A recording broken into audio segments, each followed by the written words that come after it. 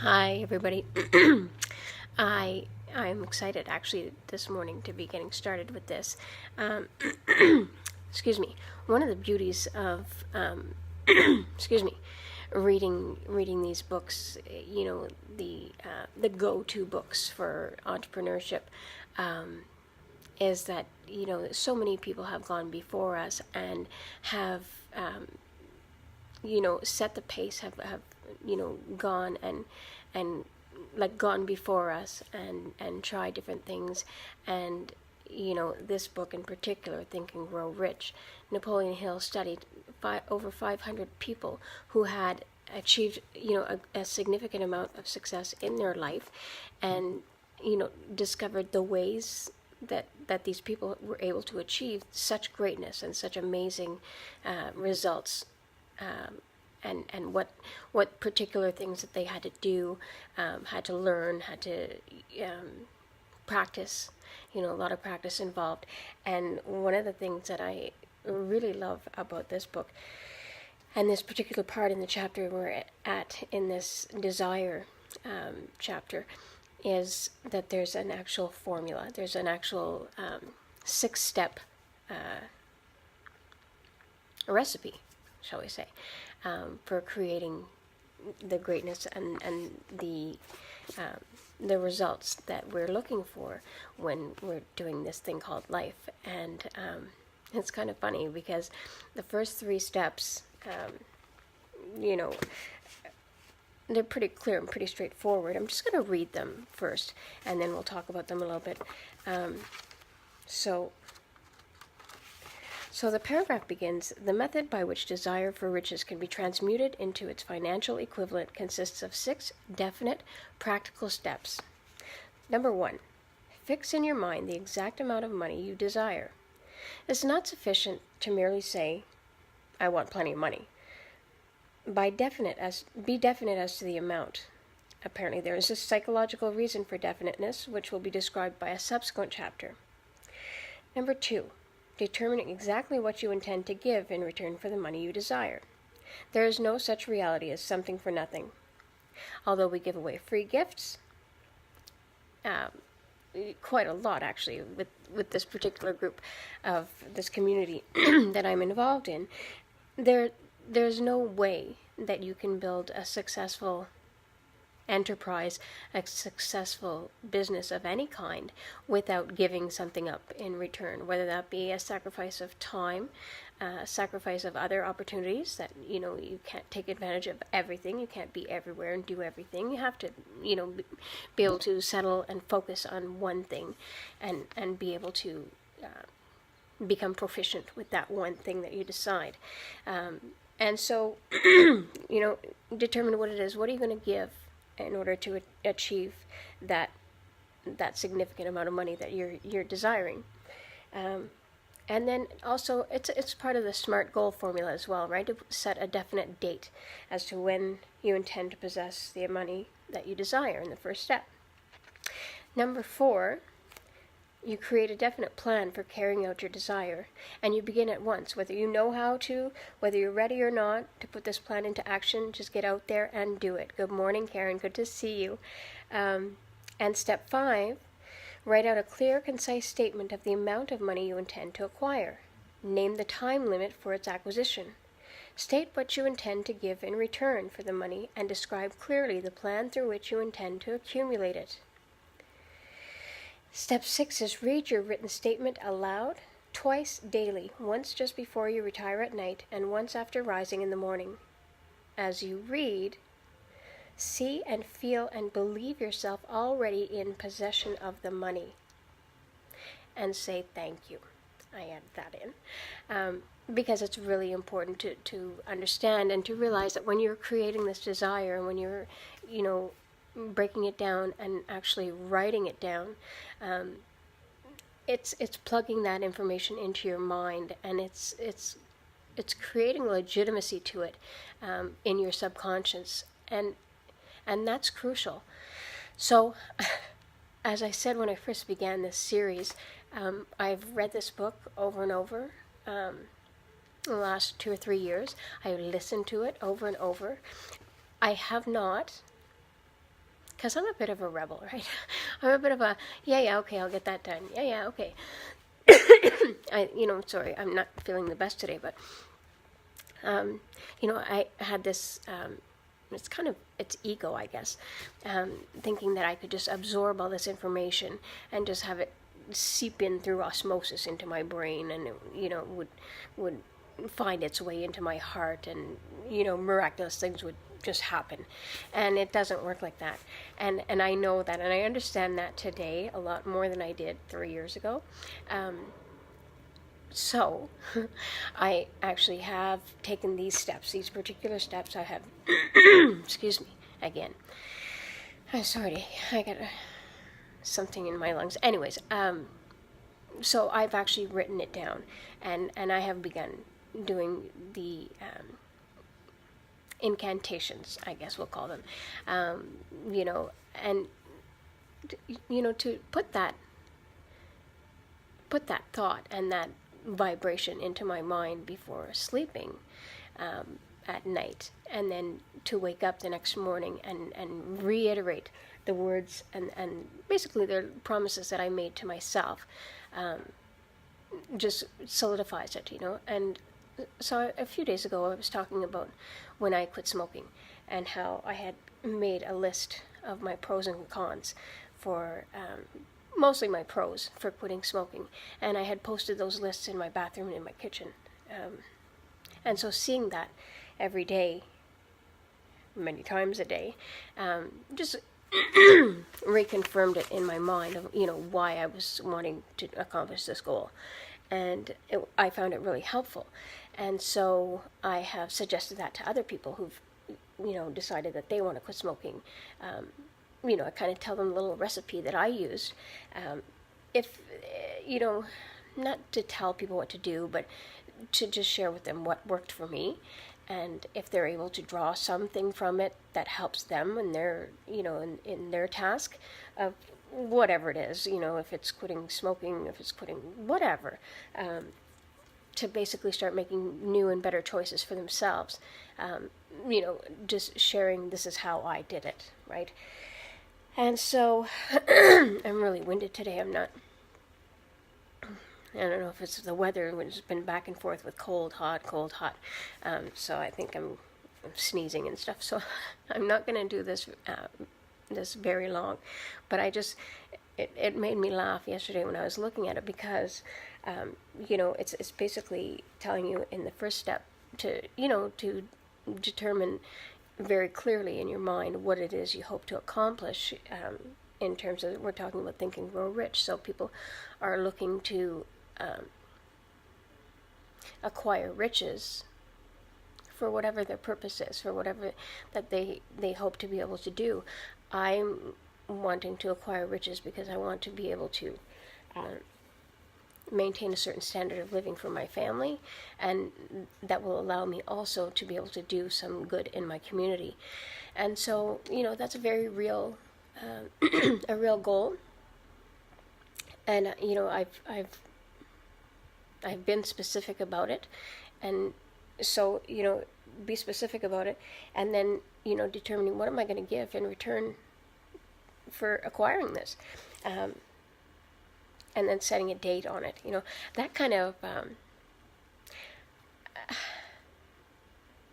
puts pressure a little bit, a good kind of pressure, but a pressure nonetheless, right? So now we're getting real, because we're putting a date on it, and so to do that, and then to do that publicly, to share that with all of you that are watching this either live or on a replay, whatever. To make that commitment to myself and to you all, that we're doing this. This is it. We're doing this. And it's fun and it's exciting, and it kind of makes my heart beat a little bit faster, because it's real, and it's going to take some work. It's going to take some follow through, and the fact that I'm sharing my journey keeps me accountable to you, to myself, and to the universe, right? I keep getting notifications. I haven't figured out how to shut that off yet. So, and then, it says to create a plan, a definite plan for carrying out your desire. I actually have a call. Yes, you're right, Karen. Planning and dreaming are vital. And I love that comes out in this chapter as well, is that, the great leaders of our time have all been dreamers. When we think of, the true leaders, the Martin Luther King Jr., the John F. Kennedy, all these people were dreamers. They had a vision of what they wanted the world to be like. And, you have to be able to have that vision and have a clear picture of what that looks like. It's often said we think in pictures. When we read consciously, you're creating pictures in your mind as you're reading, and those pictures are, what later would become our dreams. And so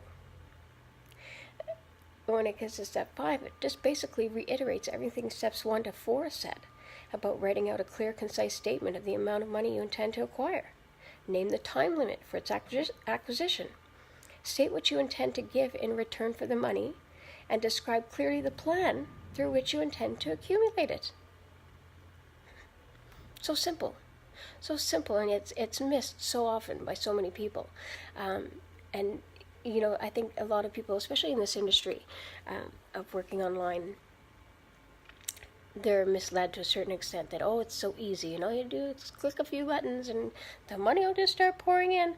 And it's so much more than that. And it really, it takes consistent, persistent efforts.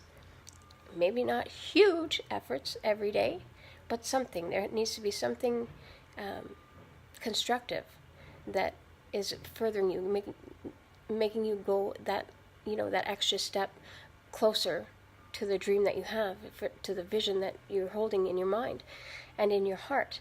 And so, the next paragraph says it's important that you follow the instructions described in these 6 steps. It's especially important that you observe and follow the instructions in the 6th paragraph, which is what I was saying about, reading that statement aloud twice daily, once just before retiring at night, and once in the morning after rising. As you read, you see and feel and believe yourself already in possession of that money, because the universe is working its way to make that happen for you. I don't know how. It's not for us to reason how and when this is all going to take place. If we're doing those steps daily, if we're taking those actions on a daily basis, it can't help but come true. It's just the law of nature. It's how things work. And so that's what we're doing. And that's, having that faith and that belief that, later on, it was also talking about a farmer, who plants a seed. We tend to make these goals or set these visions for ourselves, and like I know myself, patience is not my strong suit. Granted, I've learned to be a lot more patient than I was 20 years ago. But you do something, you want to see a result, right? You post something on Facebook or on Instagram, and a short time later you go back and you want to see, did anybody look at this? Did anybody see it? Did anybody have a reaction? What did they, looking for that validation and looking for that confirmation that we're on the right track. And they talk about a farmer who plants seeds. He doesn't worry about the crop that he's planting. He's just planting seeds and planting seeds and planting seeds. He knows what seeds he's planted, and he knows, how long it takes a certain seed to germinate and to, build a root system and develop and start to show growth above the earth. But he doesn't worry about it because he knows that's going to happen.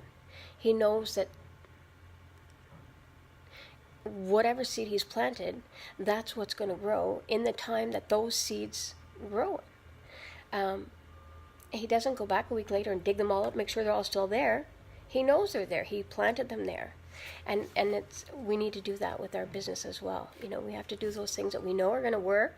We know, they're the right things to do, and then have faith and belief that it's going to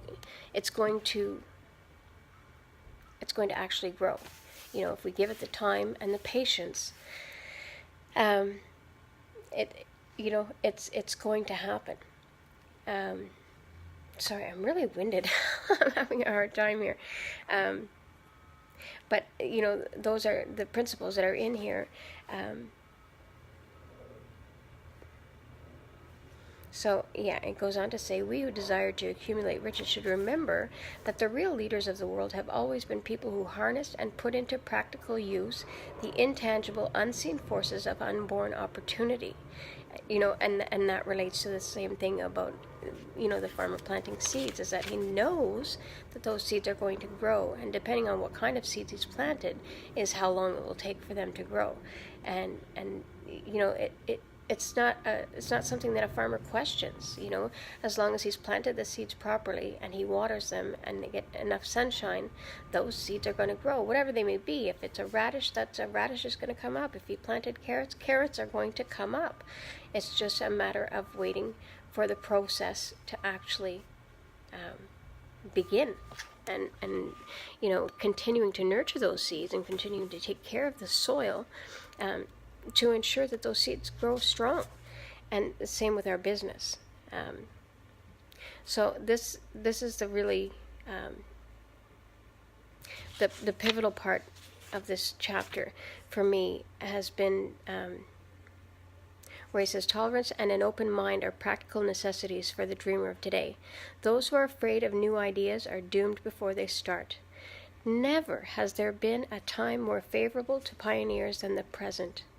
And he's written this book over almost 100 years ago, and it's still true today, even more true today because of the technological advancements and the way that the world has grown and expanded in so many ways that could have only been imagined at that time, and now they're a reality, right? I mean, we can plant these seeds and we can grow our businesses globally today without a second thought. We can reach people globally and help them to learn and grow and develop and become exactly who and what they were meant to be. And that's it's awe-inspiring is what it is.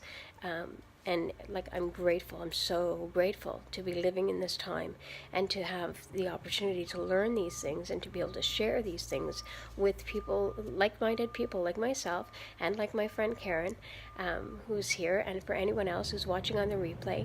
We have opportunities today that were not available to anyone 50 years ago.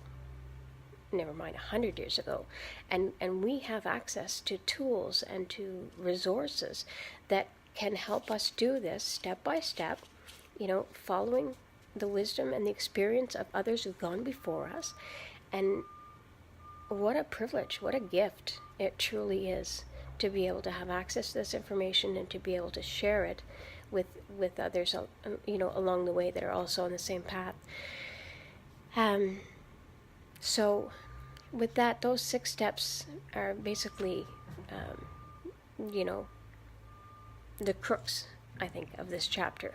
And, there are other examples that we'll get into probably tomorrow. Real life examples, people that we've heard of, people that we know about. Ray Kroc, the guy behind McDonald's franchise. McDonald's is global. And their whole company,